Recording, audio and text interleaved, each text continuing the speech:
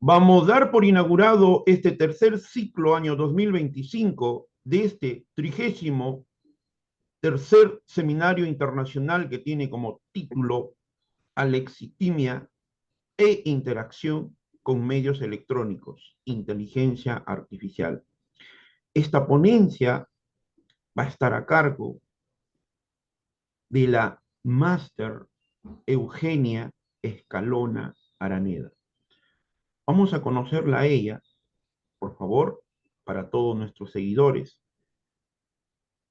Ella es psicóloga clínica de la Universidad San Sebastián, máster interdisciplinar en estudio y prevención de la violencia de género en la Universidad de Salamanca, España, diplomada en terapia sistémica breve, terapia en autoestima, género, diversidad e inclusión, convivencia escolar, innovación en docencia universitaria, enseñanza remota y aprendizaje digital.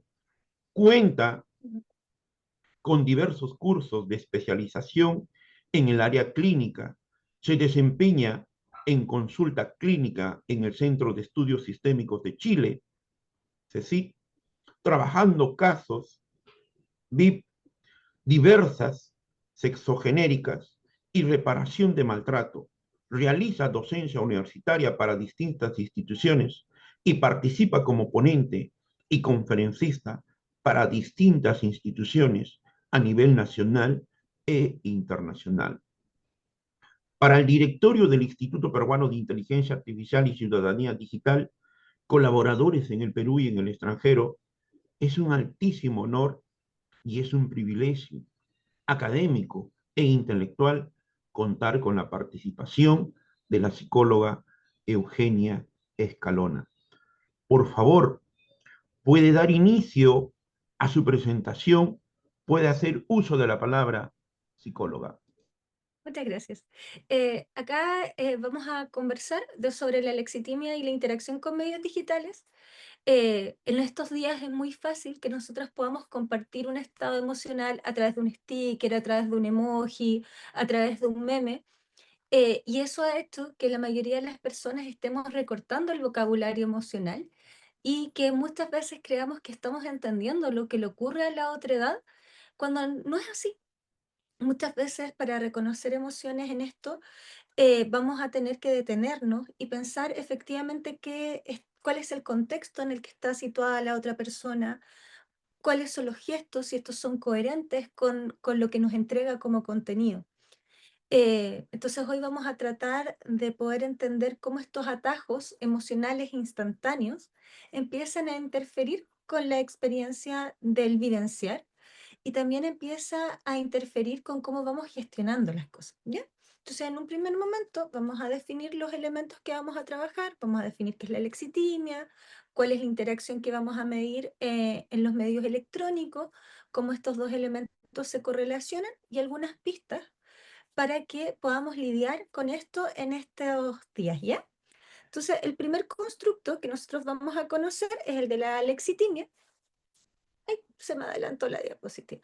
La lexitimia nosotros lo vamos a entender como esta construcción multidimensional que cae en el marco de la desregulación emocional. ¿Por qué? Porque la mayoría de las personas, al tener esta capacidad reducida de poder identificar, de poder sentir sus emociones corporales, sus sensaciones físicas, va a tener un déficit en cómo voy a pensar. Si yo no puedo pensar lo que estoy haciendo, si yo no puedo pensar lo que estoy sintiendo, ¿qué va a pasar? Voy a actuar de una forma que va a ser inadecuada al contexto. En general, puede ser muy alta la reacción para el estímulo que la desencadena o por el contrario, puedo pasar por un elemento hiporreactivo y pueden haber faltas de respeto, pueden haber elementos emocionales intensos que no voy a conectar con la conducta. Entonces, ¿voy a sobrereaccionar a cosas o no voy a reaccionar a cosas que son importantes? Entonces, cuando nosotros nos enfrentamos a esta falta de lenguaje para poder escribir lo que nos ocurre, nuestro estilo de procesamiento de la información se vuelve un poquitito más concreto. y nos vamos midiendo por variables externas. Si las otras personas están sonriendo, voy a tratar de imitar la misma conducta. Si las otras personas están cabizbajas, voy a intentar mantener silencio. Pero en general, lo que nos va a pasar es que esta persona no va a ser capaz de poder espontáneamente expresar los estados emocionales de manera adecuada y que va a quedar con esta sensación como de vacío, con esta sensación de que no hay cosas que emergen desde mí. ¿Y qué nos va pasando, cierto? Que ahí vamos haciendo subdivisiones y Vermont nos ofrece una tipología, ¿ya? En un tipo 1 vamos a tener estos afectos que están reducidos, esta capacidad de pensar mis estados pobre. Entonces son personas que en general te van a responder que están bien o pueden decir que quizás estoy con baja energía, pero no sé qué me pasa.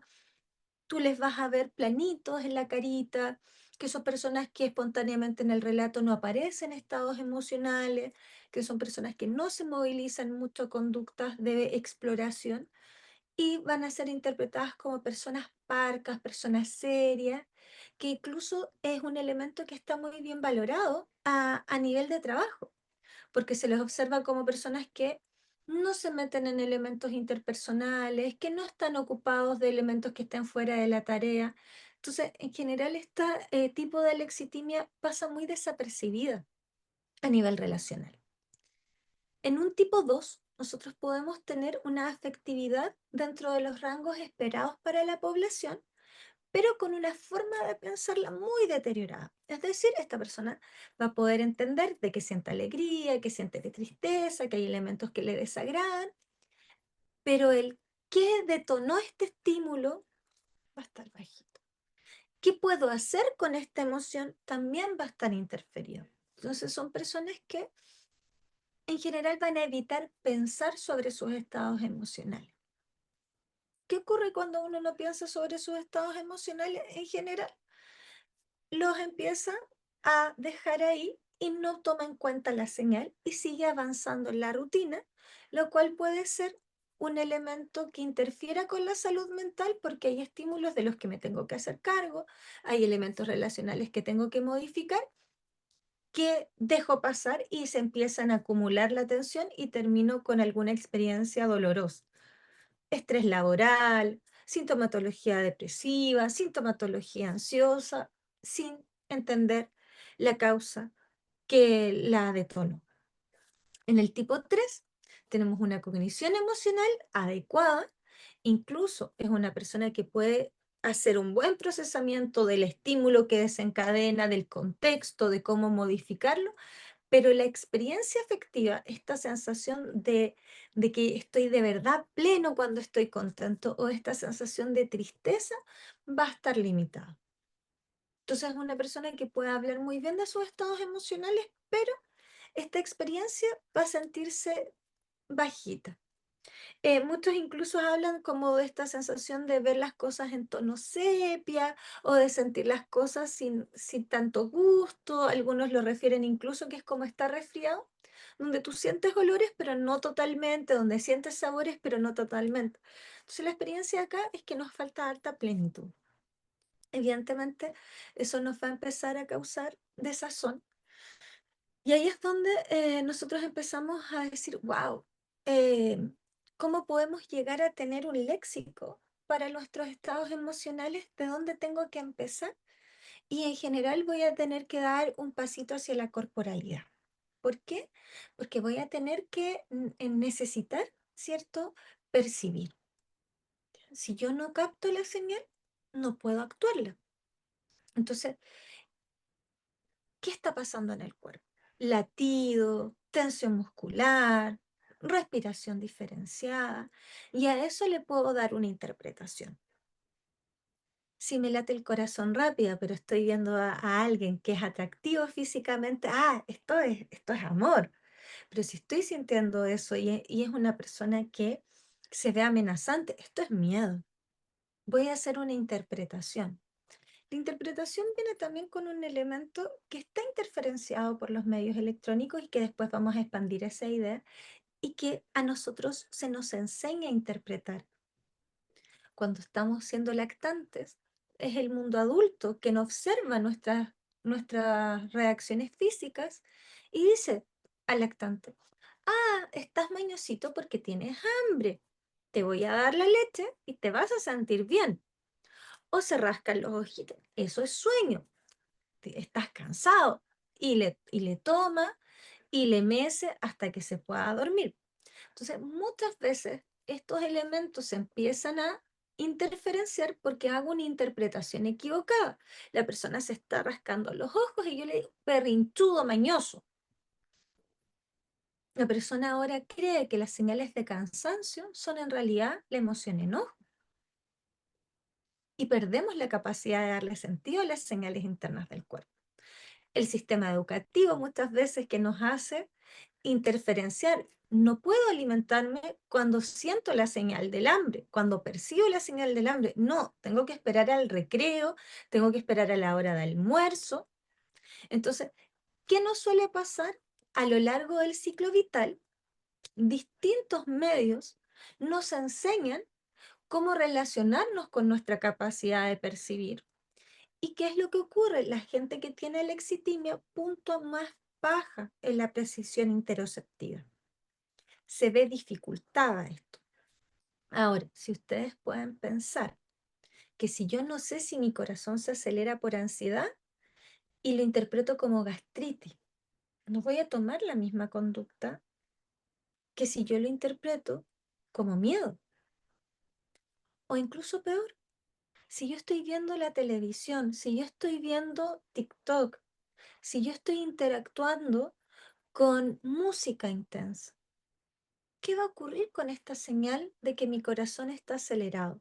¿La lograré captar con estos estímulos alrededor que son tan intensos? Hay muchos infantes que en su interacción con medios electrónicos se les hace alimentarse y llevar a cabo la conducta alimentaria con una pantalla al frente. ¿Cómo va a ser esa relación con la comida? ¿Esas personas tendrán esta capacidad de interpretar cuál es la señal del hambre? ¿De percibir cuando el estómago ya está tensándose porque ha llegado al máximo de su capacidad? ¿Tendrán la capacidad de detenerse a degustar los alimentos si es que hay estímulos tan intensos alrededor? Entonces, nos vamos afectando en la capacidad de percibir. Y eso hace que tengamos menos palabras. Y tú le vas a consultar a infantes, adolescentes, adultos. ¿Qué es lo que te pasa? No lo sé. Pero ¿qué sientes en el cuerpo? No sabría cómo decirlo. Es como que me da algo en el cuerpo. Incluso algunos llegan a hacer movimientos, pero no te pueden decir es una opresión en el pecho, es aceleración en el pecho. En general, el discurso es muy, muy vago. ¿Por qué? Porque no ha habido un acompañamiento entre el gesto y el lenguaje y además esa comunicación entre el gesto y el lenguaje ha estado interferenciada por medios electrónicos, relacionales. ¿Ya? Además, evidentemente nosotros somos un circuito cerebral. ¿Ya? Entonces tenemos distintos elementos que nos ayudan a hacer la integración de lo que siento dentro. Entonces, ¿qué pasa? Tenemos un lugar en el cerebro que se llama ínsula anterior y en ese lugar me empieza a dar la señal de que están ocurriendo cosas y que las tengo que integrar. Si esto no se activa, la persona no va a poder reconocer que hay algo que está sucediendo. Entonces, ¿qué pasa? Las personas que tienen menor activación son las personas que suelen padecer, ¿cierto? Esto de no de poder hablar de sus estados emocionales. Además, como sale en la presentación, ¿cierto? Nosotros tenemos la corteza cingulada anterior, que es esta señal que, oiga, muévase, haga algo, hay que tomar una conducta, ¿ya? Entonces, ¿qué nos va a pasar? Que cuando nosotros tenemos esta señal de la amígdala se activa, nos dice, oye, aquí está pasando algo, y como que trata de secuestrar al cerebro, Si esta alarma no se puede conectar con la ínsula, nos quedamos con esta sensación sin un manual de qué hacer, de cómo hacer. Entonces es súper complejo, porque muchas veces nosotros tenemos la señal de alarma, pero hacemos lo mismo que se hace con un medio electrónico, posponer, y la tiramos hacia otro, como si fuera spam. Cerramos esa aplicación. Además, ya, pensemos, esta persona, ¿cierto? Logró, se activó la amígdala, la ínsula le dijo, aquí está pasando algo en el cuerpo, le mandó la señal a la corteza cingulada anterior y le dijeron, haz algo. Pero ¿qué pasa? Nuestra secretaria ejecutiva, nuestras áreas frontotemporales, si no logra definir qué es eso, cómo se llama eso, no va a poder compartirlo, no va a poder elegir una conducta, no va a poder hacer nada. Entonces, ¿qué suele hacer? Uno recurre a los elementos que suelen ser paliativos. Entonces, en vez de darme el tiempo, esta secretaria, de poder pensar cuál sería la mejor forma de gestionar esto, esto es un conflicto que yo tengo que tener una conducta, esto es algo que yo no puedo solucionar porque no está en mi control, tengo que controlar el cuerpecito, esto es algo que yo tengo que pensar, que aún no sé qué va a ocurrir con esto. Esto es un proceso, tengo que esperar. ¿Qué va a ocurrir? Esta persona va a ocupar un tuto. La pantalla, los videojuegos, las redes sociales, van a ser elementos que van a focalizar la atención en otro estímulo y van a evitar, ¿cierto? Que, que actúe de manera adecuada. Entonces, ¿qué pasa? Si estamos en este scroll infinito, nos vamos a calmar, pero no vamos a saber que estamos calmando. Nos vamos a regular, pero vamos a ir acumulando el elemento ansiógeno o el elemento que detonó la emoción. Y claro, pues nuestro cuerpo, nuestro cerebro nos manda los mensajes con globitos de aplicación, no nos manda una vibración, no nos manda un sonido. Entonces, si no estamos atentos a la interocepción, el cuerpo queda silenciado y terminamos chequeando alguna medio electrónico en lugar de sentir la emoción que se nos solicita, que incluso puede ser una emoción positiva, que incluso puede ser una emoción positiva, ¿ya? Entonces, el cuerpo contra el teléfono parece que va perdiendo. Y por eso va a ser importante que nosotros podamos reflexionar un poquitito acerca de esos elementos, ¿ya? Entonces, aquí en la interacción tenemos, ¿cierto?, una paradoja. ¿Por qué? Porque entre más exposición emocional vamos a tener una menor elaboración y eso va a aumentar el uso de las redes. ¿Por qué? Porque es un atajo, ¿ya? En esta menos elaboración, yo puedo estar expuesta a hartos estímulos. ¿Por qué?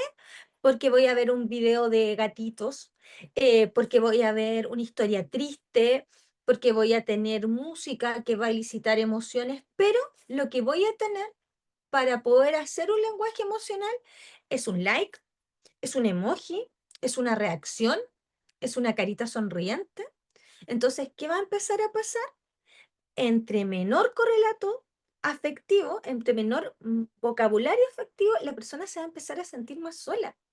Entonces, para el día del cumpleaños de no sé, Christopher, que se acaba de conectar, Christopher tiene 1000 notificaciones, pero no necesariamente va a sentirse más acompañado, porque la mayoría son caritas, son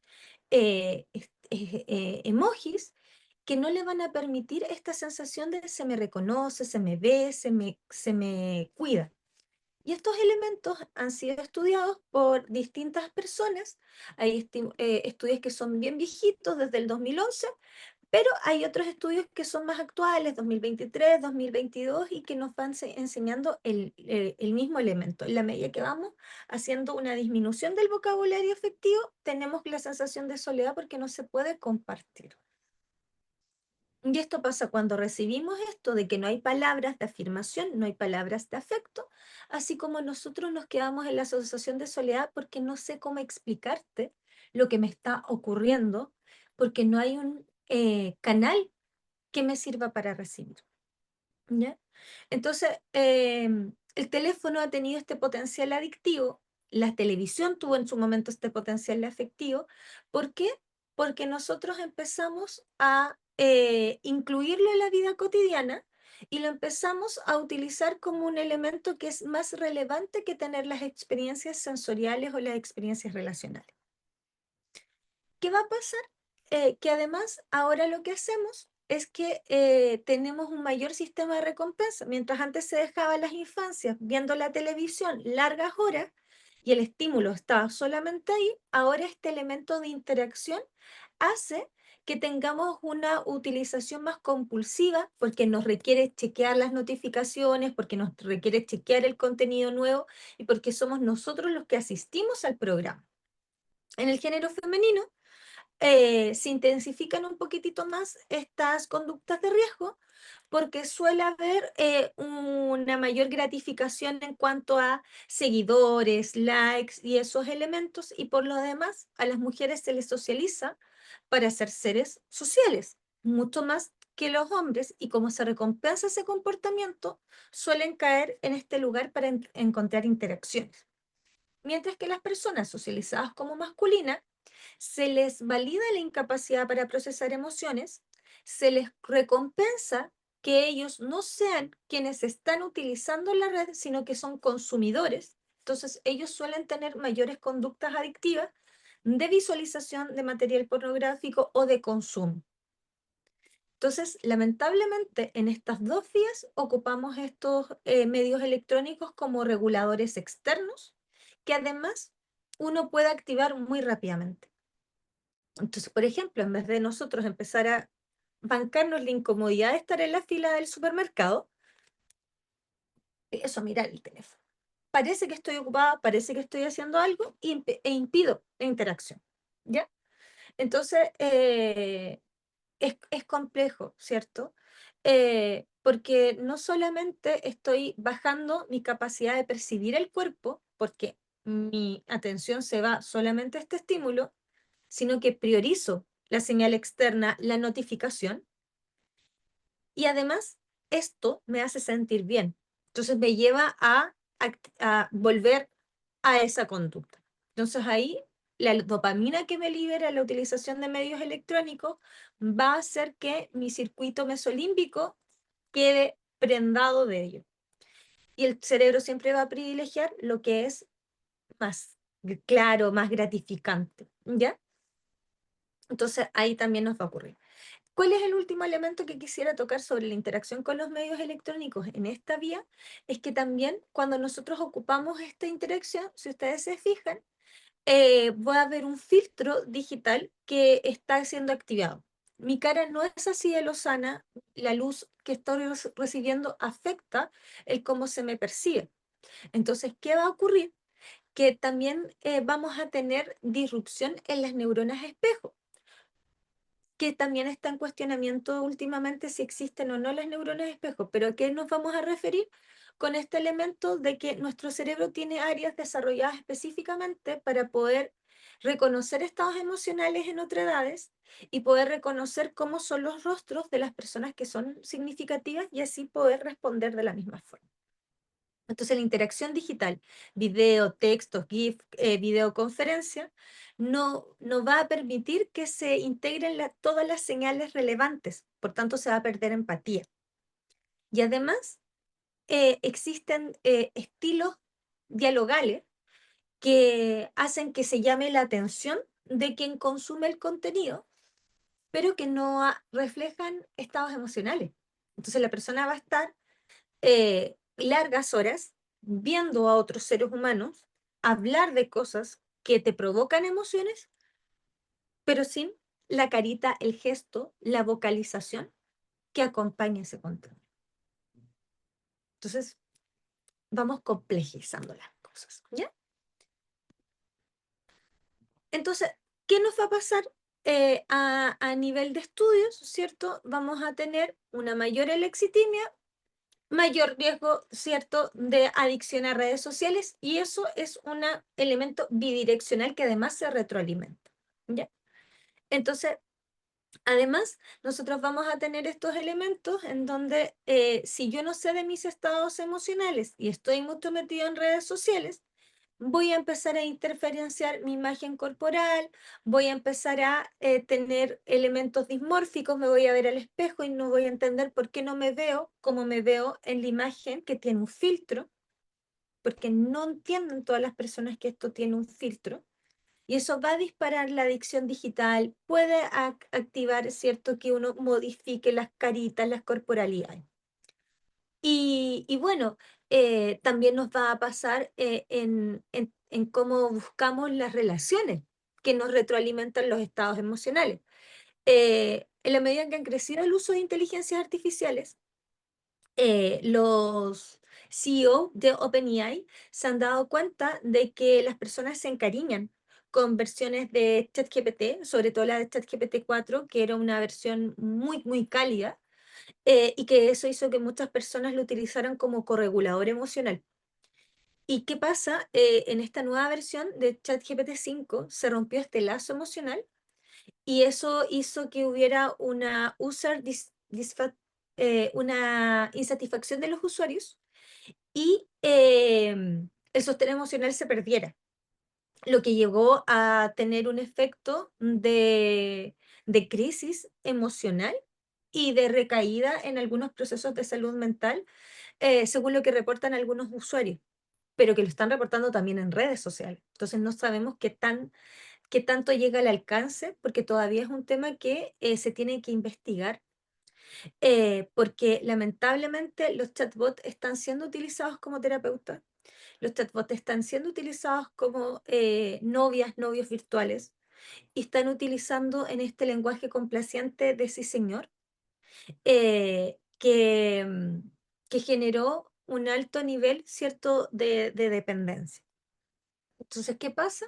Ahora se están tomando algunos filtros, recordatorios de pausa, recordatorios de que se está hablando con inteligencia artificial, se están teniendo respuestas un poquitito más frías, porque también se dieron cuenta que el uso prolongado inducía síntomas psicóticos como delirio, paranoia, dependencia, y que además hay cosas que entrega este bot que, que como es una learning machine, de donde sacó la información no era confiable. Entonces muchas veces también tuvimos como sugerencias que podían ser contraproducentes.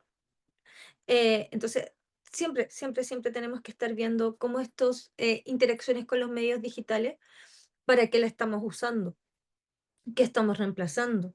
Y en esa mirada crítica nos vamos a dar cuenta que eh, aquí hay una necesidad creciente de poder comprender los estados emocionales y buscar alternativas éticas, sanas, para relacionarnos con nosotros mismos. Em, Aquí les quería como invitar a solo un extracto del Toronto Lexity Scale, porque es un test cortito, son 20 ítems, que lo que hacen es medir las dificultades que tenemos para identificar sentimientos, dificultades para describir los sentimientos y un pensamiento orientado hacia lo externo, ¿ya? Esta escala tiene un nivel de consistencia alto, se trabaja harto en la investigación, está validada en poblaciones de distintos países, entonces tiene una buena coherencia interna. ¿Y qué pasa? Les invito también a que puedan como visualizar cuál es su nivel de identificación emocional. Estos son solo los elementos de identificación emocional y aquí está, ¿cierto? La, los ítems que componen esta subescala y la interpretación de esta subescala. Pero nos deja pensando un poco. A menudo me cuesta identificar las emociones que estoy sintiendo. Me cuesta distinguir entre sentimientos y sensaciones corporales. Cuando estoy molesto, molesta, me cuesta saber si estoy triste, asustado, enojado. Tengo sentimientos que no puedo identificar claramente. A menudo estoy confundida acerca de lo que siento. A menudo no sé si estoy enojado. Me resulta difícil encontrar palabras para describir mis sentimientos.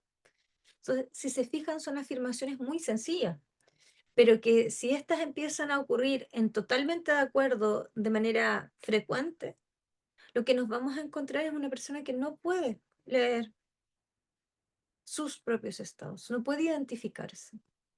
¿Y qué significa que nosotros en un auditorio lleno de personas profesionales que trabajamos guiando a otredades no podamos identificar nuestros propios estados emocionales? ¿Cómo va a influir nuestra propia lexitimia para trabajar en entornos clínicos, educativos, digitales? Eso también nos pone en vista de cómo vamos a ser como cuidadores, como guías de futuras generaciones. Porque si tenemos más dificultad para identificar las emociones, ¿qué vamos a hacer cuando vamos a entrar a Instagram, TikTok, WhatsApp, Discord? ¿Lo estamos ocupando como atajos emocionales que nos permiten sentir sin nombrar? ¿O estamos utilizando estas herramientas como herramientas?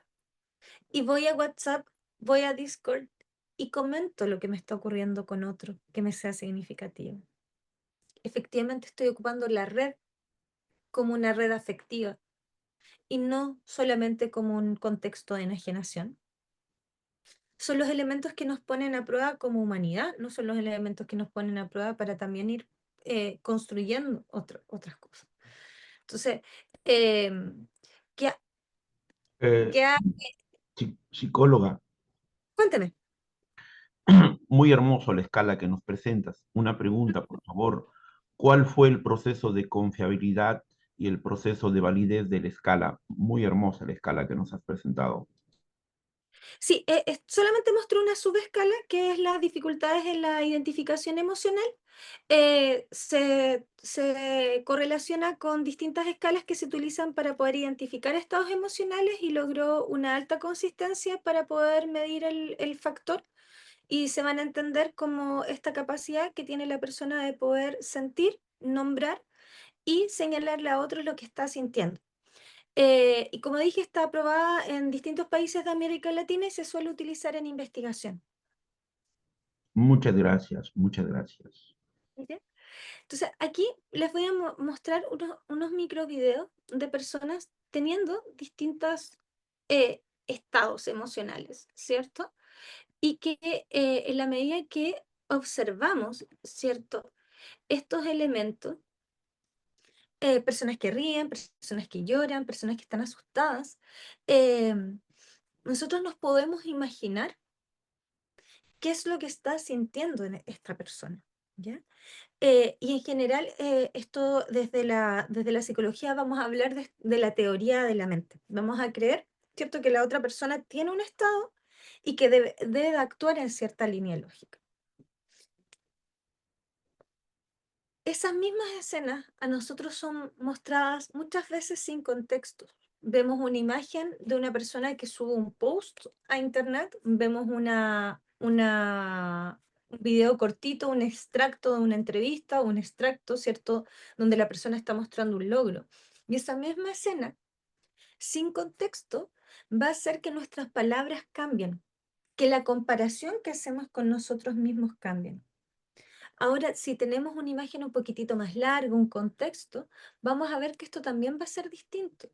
Que si vemos a esta mujer llorar, por ejemplo, de frustración, ah, no es lo mismo que aparezca la imagen de solamente ella llorando a ella contándonos qué fue lo que sucedió, que tuvo un mal día en el trabajo. O la persona que está gritando no va a ser lo mismo que esté gritándole a un infante, que esté gritando porque está frustrado consigo mismo, que le esté gritando a otra persona. Entonces, la interacción con algunos medios nos hace que perdamos la capacidad de ver el contexto emocional profundo y hace que nuestra identificación sea más superficial y propensa al error. Vamos a ver un gesto y no necesariamente vamos a abarcar. Entonces, el cuerpo sí tiene que hacer algo. Sí tiene que empezar a pedirnos, oye, ¿cómo fue que se generó esto? ¿Ya? Em, Porque es muy fácil, ¿cierto? Pensar en que las emociones que tenemos hay que apagarlas.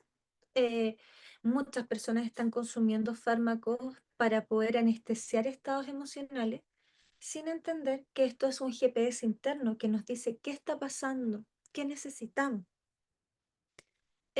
Incluso, ahora que dije GPS, me acordé de que también hemos ido perdiendo la capacidad de recordar nuestros territorios, porque ahora con aplicaciones como Waze, Google Maps, lo que hacemos es que nos lleva y ya estamos perdiendo la capacidad de memorizar nuestros nombres de calle, estamos perdiendo la capacidad de recordar puntos de geolocalización, de ponernos de acuerdo con otras personas para poder llegar a puntos de encuentro, e incluso la capacidad de socializar, porque antes no sabías cómo llegar a un punto y se consultaba. Entonces, Psicóloga, psicóloga. cuéntenme. Esto que señala, esto último que va señalando, muy importante, se ha identificado por edades, por favor, a esto que está señalando, lo último, por favor. Sí, las personas que no solían tener estos mecanismos, que estos mecanismos como estaban en vía de desarrollo eran menos confiables, tienen mayor capacidad de recordar pistas locales para poder llegar a distintos escenarios y pensar en rutas alternativas. Mientras que las personas que están en generaciones más jóvenes pierden esa capacidad porque no se entrenan y no pueden pensar en vías alternativas. También se correlaciona que en generaciones más jóvenes hay un aumento en la fobia social y en la ansiedad social, mientras que las generaciones más adultas presentan menos puntuaciones en esa línea, pero sí presentan más puntuaciones en depresión, abuso de sustancias y estrés. ¿Por qué? Porque la mayoría no habla de sus tristezas y no las comparte, un elemento generacional. Lidian con eso a través del consumo de alcohol y tienen una cultura muy fuerte del trabajo. Entonces eso les lleva a burnout. Cada generación va lidiando con distintas dificultades y cada uno tiene como sus triunfos y sus fracasos, está claro, ¿ya? Em, entonces, de verdad, acá la invitación es que también, y para ir como cerrando un poquitito esto, es que si yo logro reconocer las emociones propias, las de otredades, puedo empezar a etiquetarlas de manera adecuada. Eh, y llevar a una conducta de apoyo eficiente. Si veo miedo, como es en esta última imagen, yo puedo acompañar a esta persona a visualizar, mira, aquí no hay un peligro, está bien que pongas atención, pero te puedo mostrar que el lugar es seguro. La persona que está rabiosa, podemos hablar de que esto es injusto, de que hay mecanismos para defendernos, que hay muchas rabias que son compartidas. Las personas que están tristes, poder valorar que hay algo que es importante, que se ha perdido, que ha cambiado, que la melancolía también puede ser acompañada y que la alegría, oye, esto es rico, repitámoslo, hagámoslo, que sea con disfrute también, pero un disfrute que no sea enajenación. O sea, la alegría no debería de dejarnos dañados. La alegría es bailar, la alegría es contagiosa, pero no necesito llegar a la euforia a través de otra sustancia. ¿Por qué? Porque el cerebro lo que necesita es que yo ponga en palabras, estoy feliz, estoy triste, estoy de verdad agradecida, y así poder tener la acción adaptativa de acercarse, de poder poner un límite, de poder celebrar. Y si se fijan, la lexitimia impide esto. El cuerpo nos manda la señal, no se logra poner nombre y eso nos deja en esta sensación de confusión, de malestar y de incluso somatizar. Es por eso, ¿cierto?, que em, vamos a tratar de, de ir detectando las señales, porque eso es un elemento importante, y ustedes son los encargados también de hacerlo. oye, se tensó la mandíbula, cambio la forma de respirar, arrugo el ceño. eh, mi pareja me dice, uy, tiró la trompita. eh, Porque cuando a mí no me gusta algo, la primera que aparece es la trompita. O cuando algo nos gusta, así como, uy, ya se pusieron los ojitos de chinita, no se le ven. Y eso nos ayuda a saber que aquí hay una etiqueta afectiva que puedo poner. Entonces, se puso chinita, está contenta, tiró la trompita, se habrá enojado. Y nos podemos ir, ¿cierto? Ayudando a, sí, pues eso me pasa, eso siento. Siento tensión, siento cambio en la respiración, siento que algo pasa. De ahí es donde yo empiezo, ¿cierto? Después de que le pongo este nombre, que incluso puede ser una clave familiar, porque cuando uno está enojadito le pueden decir los turururu, porque cuando uno puede estar contenta puede estar, ¿cierto? Chispeante y apareció chispitas, y eso nos va a dar el espacio de permitirla, ¿ya? Y si nosotros simplemente la permitimos, 90 segundos se queda con nosotros esa emoción, ¿cierto? Con todas las señales neuroquímicas. O sea, yo vivo ese boom que asustó y mi corazón va a estar latiendo rápido 90 segundos. Voy a estar hiperventilando 90 segundos, máximo. Pero eso implica no alimentarla, no sobrealimentarla, no empezar a golpearnos con estos estados emocionales y, y vamos como en esa línea de que la podamos usar, ¿ya? Espero que les haya hecho como sentido esta presentación. Yo quedo abierta a sus dudas, a sus reflexiones. No sé si hay alguien quiere escribir en el chat o quiere prender el micrófono. Muchas gracias a su maravillosa presentación, psicóloga Eugenia Escalona. Ella nos está acompañando desde el hermano país de Chile. Maravillosa la presentación, la reflexión que nos está regalando el día de hoy. Un integrante del Instituto Peruano de Inteligencia Artificial, Christopher Abraham Guillén Huanqui, cordiales saludos desde Arequipa, Perú. También nos están acompañando dos colaboradores, el ingeniero José Arango y un matemático como Juan Carlos. Eh, en el diálogo que teníamos, por favor, desde que nos pusimos en contacto y una comunicación, y es una pregunta que vamos a compartir de acuerdo a esta presentación que nos ha regalado, psicóloga. Usted en este campo profesional, desde ese 22 de noviembre, lanzamiento de un nuevo despertar, de un descongelamiento del chat GPT en versión gratuita 3.0 y todas las herramientas que se suman al día de hoy, curiosamente, ese chat GPT versión 5.0 gratuita, volvemos a lo del 3.0. ¿Qué es lo que ha pasado en los ciudadanos del mundo, en los ciudadanos digitales, desde su perspectiva, desde su óptica?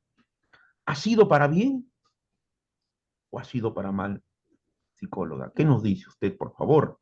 Y los que nos acompañan también pueden formular sus preguntas, escribir en el servicio de mensajería, por favor. Es que ahí depende de cómo se nos enseñara a relacionarnos con las herramientas. Hay muchas personas que han utilizado este elemento como un portal de acceso al conocimiento y por tanto se ha permitido la aceleración de algunos procesos de aprendizaje. Eh, Hay otros que lo que han utilizado y que se valora como positivo es que les ha permitido salir de alguna tarea tediosa que no implica algo trascendental. Menú semanal, eh, el correo, redactarlo cuando estás molesto y que te lo traduzca a un tono formal, hacer una planificación o una guía de clases que como docente a veces no tienes tiempo.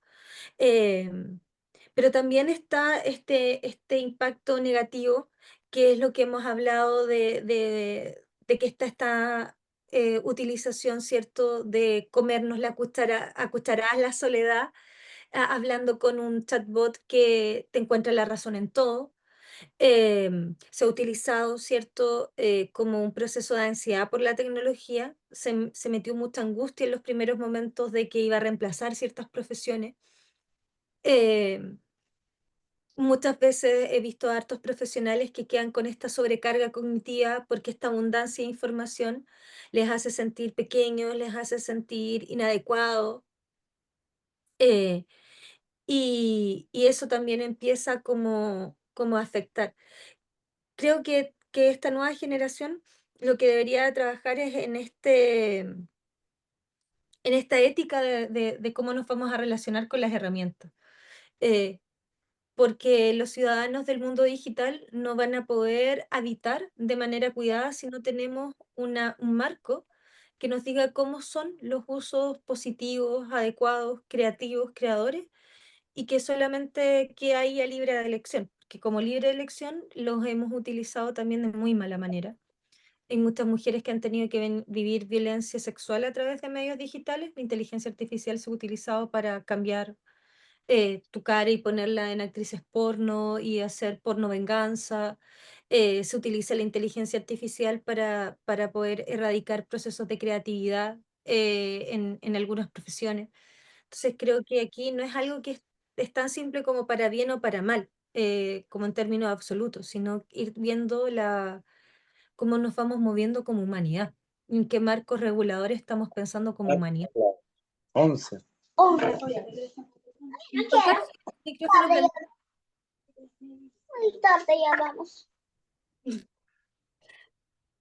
Ahí se Los cerró. que nos acompañan, por favor, alguien desea formular, hacer una pregunta a la psicóloga Eugenia Escalona en relación a su presentación, alguna consulta, alguna duda, alguna pregunta en horas posteriores. Esto va a estar en el canal de YouTube del Instituto Peruano de Inteligencia Artificial y Ciudadanía Digital y lo vamos a compartir por todas nuestras redes sociales. Algo bonito que usted nos regala con la escala, y yo le voy a hacer la pregunta como un ciudadano. ¿Cómo debo reconocer mis emociones? Yo, en este caso, psicóloga, por favor. Es que eso es un poco de lo que tratamos de invitar. El primer elemento siempre es detectar la señal. ¿Cuál es el cambio fisiológico que se entregó? Y por eso pasa por notar si hay un nudo en el estómago, si cambió la tensión en la espalda. em, Hay muchas personas que nos recargan de energía y nos entregan calma. Y eso también pasa por sentir, hoy me quedó el cuellito ligero, tengo esta sensación de plenitud en el pecho, empecé con un nudo en la garganta, termino con una voz más clara. Eso nos entrega las señales de que algo es positivo, y si se alejan esas señales que hay algo que no es tan placentero. En general nosotros vamos a hacer esta distinción de que hay emociones placenteras y displacenteras, de alta y de baja energía. Y ahí empezamos a buscar, ¿cierto?, cuál es la palabra para poder acompañar esta experiencia física. El nombrarlo ayuda a que nosotros podamos permitir que esto ocurra. Claro que sentí miedo si acabo de ver la película El Aro, por ejemplo. Claro que voy a sentir alegría si es que me están compartiendo una buena noticia. Y ahí puedo utilizar esto de ¿para qué voy a utilizar esta señal?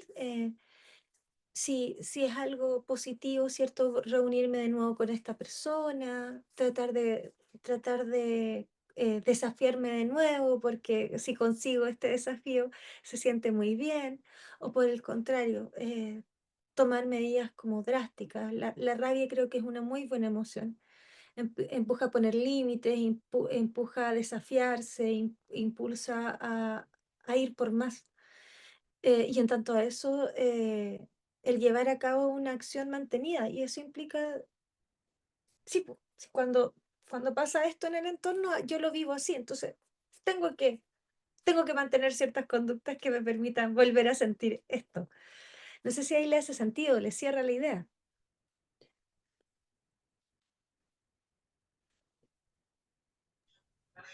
Psicóloga, eh, usted hablaba de los lenguajes complacientes en relación a los medios electrónicos y ahora las herramientas de inteligencia artificial.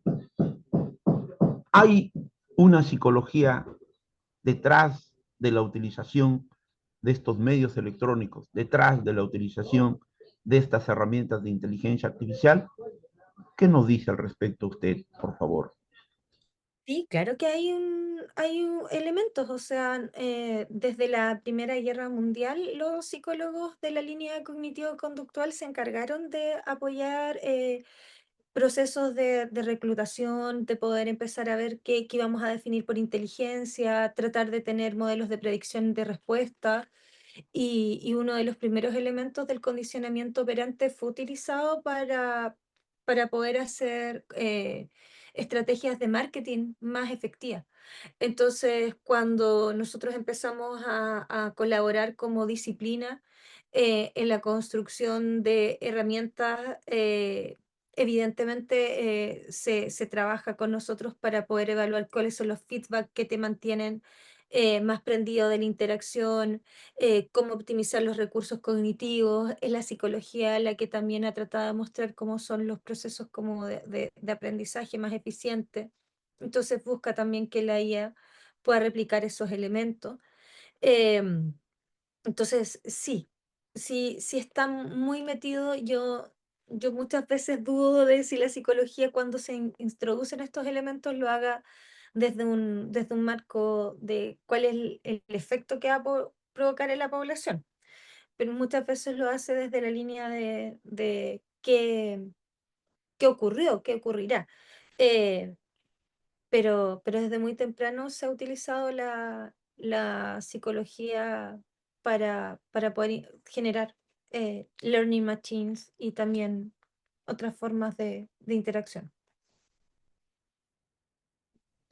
Como una psicóloga, en esta maravillosa presentación que usted realiza, ¿cuál sería su consejo y cuál sería su recomendación cuando nosotros hacemos uso de nuestro celular y cuando nosotros accedemos a las diferentes herramientas de inteligencia artificial?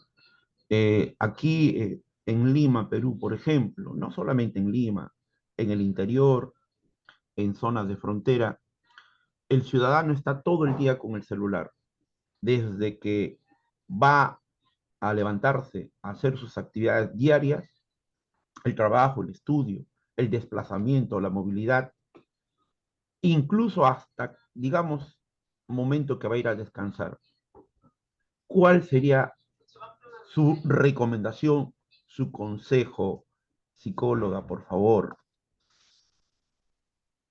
Es que ahí va en varias líneas, porque primero uno siempre aconseja que desactiven todas las notificaciones, porque si no se genera este fenómeno de la doble presencia.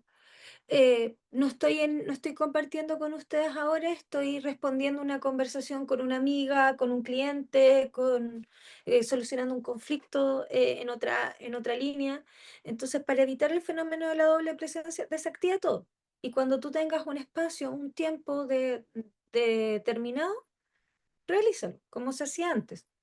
Tú llamabas a un amigo o amiga cuando estabas en casa, cuando estabas con tiempo para sentarte y conversar. Y es eso, es hacer una actividad de momento presente. Y el otro elemento es si no está mal la utilización de muchas horas del dispositivo, pero es en qué estoy utilizando el dispositivo, porque no es lo mismo estar utilizando varias horas el celular para poder leer, para poder escuchar música que te permita descanso, para permitirte escribir rápidamente pensamientos que tienes. Yo estoy todo el rato haciendo un scroll infinito donde a veces aparece una sonrisa porque apareció algún video gracioso. Entonces, muchas veces la invitación que se les hace es utilicen como herramienta. O sea, si yo estoy en el transporte público, ya, permítete escuchar música y disfrutar de la música mientras miras el paisaje.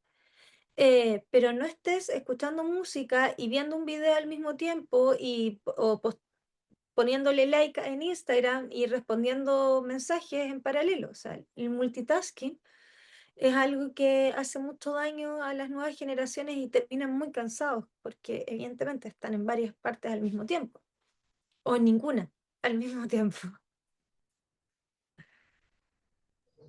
Qué bonito esto que acaba de señalar lo último, psicóloga. Usted tiene toda la verdad y toda la razón. No nos damos cuenta y de esa forma vamos utilizando nuestros medios. Por favor, para los que nos acompañan, siempre suscríbanse al canal de YouTube del Instituto Peruano de Inteligencia Artificial y Ciudadanía Digital.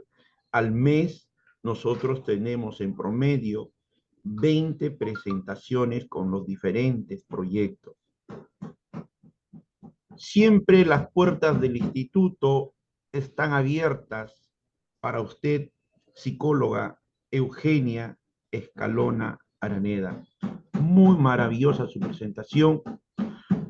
Vamos a dar por clausurado este tercer ciclo año 2025 de este 33º Seminario Internacional que tuvo como título Alexitimia e interacción con medios electrónicos, inteligencia artificial. Para el directorio del Instituto Peruano de Inteligencia Artificial y Ciudadanía Digital, colaboradores en el Perú y colaboradores extranjeros, ha sido un altísimo honor, un privilegio académico e intelectual contar con una dama de primera línea. Ella nos ha acompañado el día de hoy desde el hermano país de Chile. Un abrazo muy fuerte. Muchas gracias por este maravilloso trabajo, psicóloga. Muy bien. Chao, Muchas chao. gracias a los que nos han acompañado en horas posteriores. Va a estar en nuestro canal de YouTube y en todas nuestras redes sociales. Muchas gracias. Chao, chao. Que tenga un buen día.